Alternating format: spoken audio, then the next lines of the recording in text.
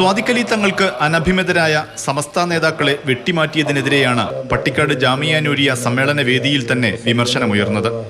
തങ്ങൾ കുടുംബമായാലും ചില ചട്ടങ്ങൾ പാലിക്കേണ്ടതുണ്ടെന്ന് സമസ്ത കേന്ദ്ര മുഷാവറ അംഗം MP മുസ്തഫൽ ഫൈസി.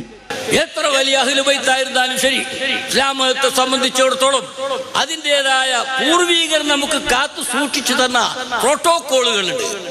സമസ്തയും സുന്നി ആശയവുമാണ് സമുദായത്തിന്റെ പൈതൃകമെന്ന് SKSSF നേതാവ് ബഷീർ ഫൈസി ദേശമംഗലം. സയ്യിദ് സാദിഖ് അലി ശിഹാബ് തങ്ങൾ പ്രസംഗിക്കുമ്പോൾ നിങ്ങളോട് പറഞ്ഞൊരു വാക്ക്, പാരമ്പര്യത്തെ മറന്നു പോകരുത് എന്ന്. നമ്മുടെ പാരമ്പര്യം അഹ്ലുസുന്നത്തി വൽ ജമാഅയാണ്. നമ്മുടെ പാരമ്പര്യം സമസ്ത കേരള ജമിയത്തുൽ ഉലമയാണ്. സമ്മേളനത്തിലേക്ക് ചില സമസ്ത നേതാക്കൾ കൂടി എത്താനുണ്ടെന്ന് ഓർമ്മിപ്പിച്ചു പാണക്കാട് മൊയ്യീൻ അലി തങ്ങൾ. സമസ്തയിലേക്ക് കുറേ ആളുകൾ ഇനിയും ഇങ്ങോട്ട് വരാനുണ്ട്. ഒരുമിച്ച് ഒറ്റക്കെട്ടായിട്ട് സുന്നത്ത് ജമാഅത്തിന് വേണ്ടിയിട്ട് ശക്തമായിട്ടും പ്രവർത്തിച്ചുകൊണ്ട് മുന്നോട്ട് പോകാൻ സാധിക്കുമാറാകട്ടെ. ജാമിയ വിവാദങ്ങളെക്കുറിച്ച് ഒന്നും അറിയില്ലെന്ന് സ്വാദിഖലി തങ്ങൾ പറഞ്ഞൊഴിഞ്ഞപ്പോഴാണ് സമ്മേളന വേദിയിൽ തന്നെ മറുശബ്ദം ഉയർന്നത്. അതിനിടെ സമ്മേളന പരിപാടികളിൽ നിന്ന് മാറ്റി നിർത്തിയ SKSSF നേതാവ് സത്താർ പന്തല്ലൂർ ഇന്നലെ നഗരിയിലെത്തിയത് ചർച്ചയായി. മാതൃഭൂമി ന്യൂസ്, കോഴിക്കോട്.